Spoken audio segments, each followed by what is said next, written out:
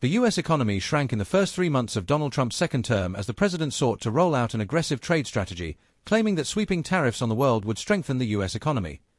Gross domestic product, GDP, a key measure of overall growth in the U.S. economy, fell by 0.3% in the first quarter of the year, down from 2.4% in the last quarter of 2024.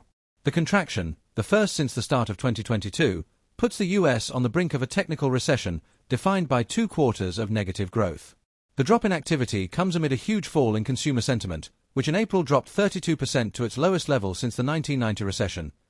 Trump spent much of the first quarter threatening and fleetingly implementing sweeping tariffs on Canada and Mexico and targeting China with higher duties on its exports.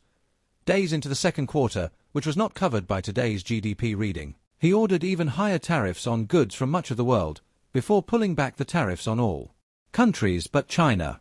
As it stands, Trump is charging a 10% universal tariff on imported goods from much of the world, along with a 145% tariff on imports from China.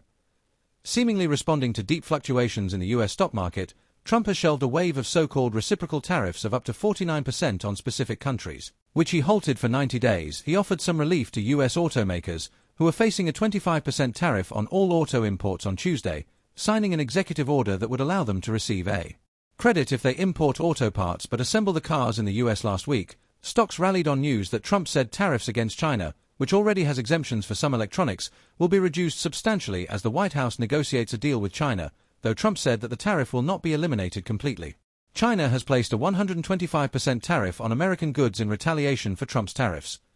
While the White House has said in recent weeks that Trump's tariffs are meant to be a negotiating tactic, leaders around the world have said they will retaliate if Trump continues to try to bully them into negotiations. If one chooses to remain silent, compromise and cower, it will only make the bully want to push his luck more, said the Chinese Foreign Minister, Wang Yi, on Monday. Trump has been sensitive to criticism of his tariffs and the impact they are having on the economy. At one point over the last month, Trump threatened to remove Jerome Powell from his role as chair of the U.S. Federal Reserve after Powell said that Trump's tariffs could lead to permanent price hikes.